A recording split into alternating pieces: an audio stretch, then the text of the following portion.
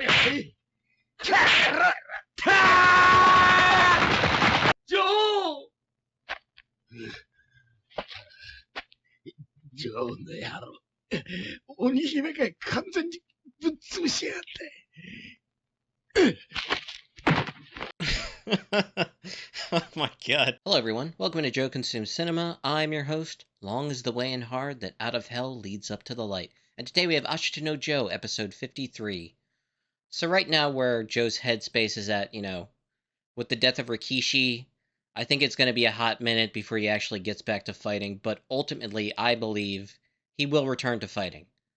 So the question becomes, what is the catalyst that allows him to forgive himself, for lack of a better way of describing it, and actually come back to fighting. And I think the number one thing right now is having a conversation with Yoko Shiraki. I think that, more than anything, will, allow Joe to, just kind of process the whole thing and come to the realization that even Rikishi, if it were possible to talk with him, wouldn't want Joe to stop fighting. Like, I really, truly believe that. And I think she's someone that can convey that specific message, and that's what's gonna, allow Joe to, forgive himself, move on, get past this, and return to fighting. I think that's where we're headed. The question is, how long does it take before we get there? And yeah, I want to find out, so let's just find out.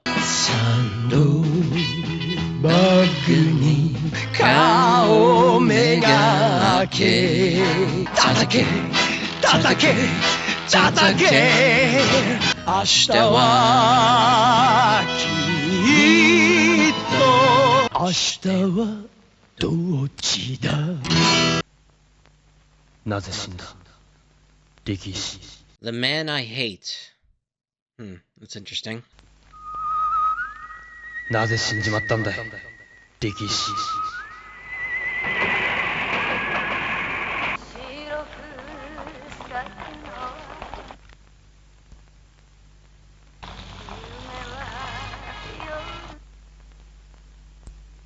うわー！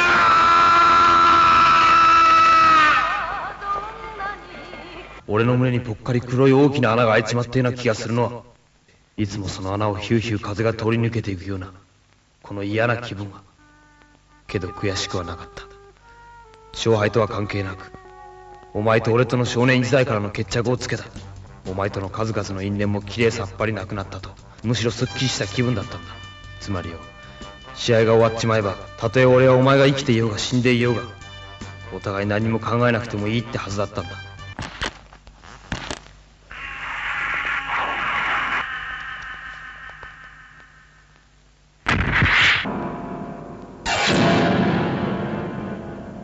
Jesus. ぶっきらぼうに俺の前から姿を消しやがって。もっともおめえが俺の前へ初めて現れた時は、ぶっきらぼうなんて膝でかっこよくてやたら人気があったよ。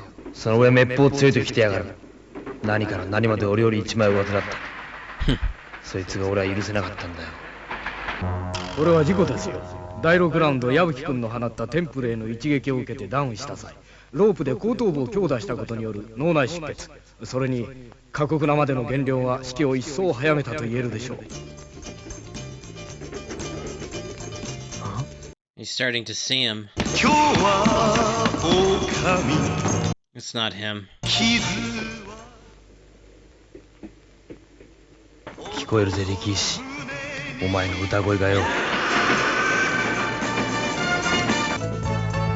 He went back to the arena. 夏の盛りも過ぎて、空いっぱいに鱗雲が浮かび始めた頃、お前が俺より一歩先に少年院を出ていく日だった。とんでもねえ、お前みたいな憎らしい野郎の見送りなんかするもんかなんて思いながらさ、実際何を言っているかわからなかったんだ。今にして思うと俺はお前と離れるのは怖かった。お前を誰よりも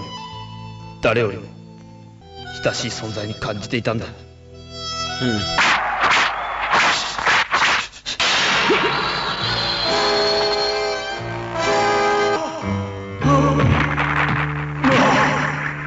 力石君の死因は第6ラウンド矢吹君が放ったテンプルへの一撃により矢吹君が放ったテンプルへの一撃により矢吹君が放ったテンプルへの一撃により矢吹君が放ったテンプルへの一撃により事故なんですよ。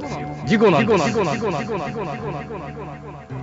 いや、俺が力石を殺しちまったのさ。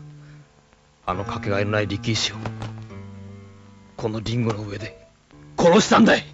俺は決して忘れないぜ。お前が命までかけてこの俺との約束を守ってくれたことは本当にお前はどえらいやつだった。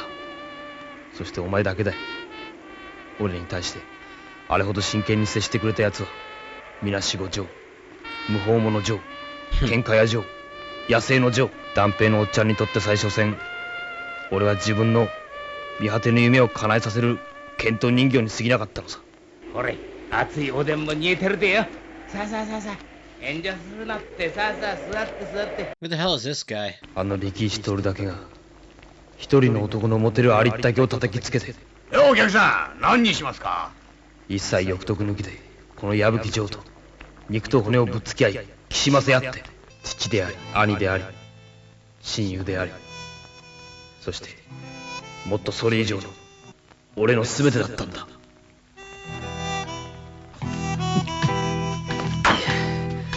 そんなかけがえのねえ力石を殺しまった俺はこれから一体どうすりゃいいんだい。おい見ろよ、こいつ泣き上手だぜ。1万？そりゃないでしょう。おでん2つあると焼酎2、3杯だけ。おかしいじゃねえか。俺は確かに殺しまったのにリング上での殺人は罪にならねえんだとよ。いっそ刑務所に放り込まれた方がどれだけ気が楽か。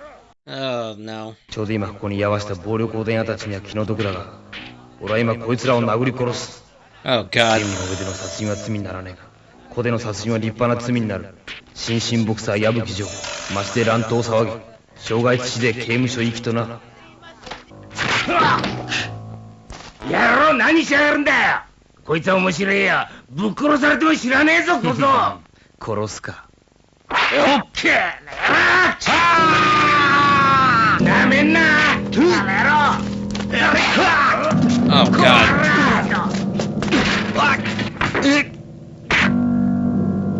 Jesus. This took a fucking turn.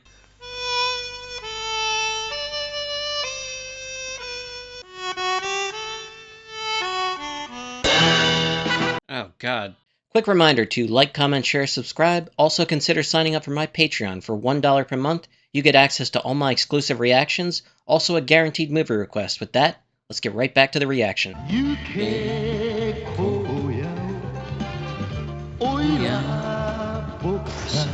Okay, I took some time to gather my thoughts. Episode 53. That was a rough one to watch. You know, most of the episodes, Joe spends just reminiscing about, everything that happened. Blames himself, keeps running through his head. Ibuki struck the blow to the right temple that ultimately killed him over and over again. It's interesting. Rikishi is the first person in Joe's eyes that's like Joe. And he's the first person that took him seriously. Even, he said Dangpei kind of treats him like this, boxing wind-up doll. But with Rikishi, it was different. And the title of the episode is The Man I Hate, but throughout the course of the episode, you realize, Joe planned, once the end of the fight, that he had settled the rivalry for good. And he actually felt relief that the fight was over and that this whole rivalry between him and Rikishi was ended. And then to have it taken away like that, where Rikishi just passes out, slips into that coma, and then just never wakes up. He feels cheated in a way. He feels the lowest he's ever felt, and ultimately the conclusion he comes to is that, he's a murderer, and the only reason he's not in jail is just a technicality. It happened in the boxing ring. But, he gets to this really, really dark place in his head and comes to the conclusion that, I'm just better off in jail, so... he's wandering around the city, gets on a train, sees what he thinks is Rikishi, it isn't. He hears Rikishi's music in his head. He just can't get him out of his mind. And he's just, wandering around and happens upon this udon noodle place that's, this rip-off joint. And these guys there are running game. They give you, a crappy bowl of udon noodles and then charge you what was like 18,000 yen or whatever, like way more than it's actually worth. They were beating up these guys who refused to pay. And Joe's like, you know what? I belong in jail. These guys are scumbags, so, here's a perfect opportunity for me to get into a fight and kill these guys and, just get sent away for good. That's where I belong. This was a bit surprising because Joe, I guess he's just mentally not there, so he's not fighting like he used to. He should have been able to, easily destroy that guy. Instead, he throws a very weak and slow, right jab or whatever it was, and it misses. The guy counters him, and another guy cracks him in the back of the head with a stool, and they just basically beat the shit out of him and leave him in the snow.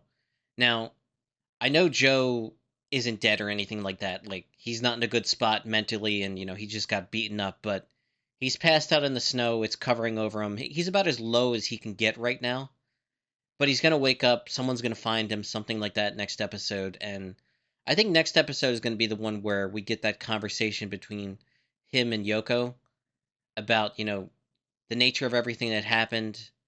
Ultimately, coming to the conclusion that he shouldn't blame himself for what happened. And I think that's the beginning of, like, the healing process. Now, Joe's headspace is in a very, very dark spot right now, obviously.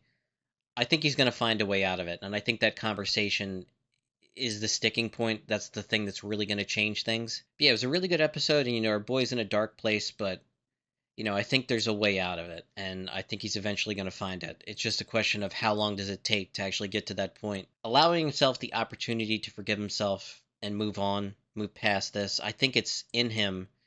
It's just going to take its time until we actually get there.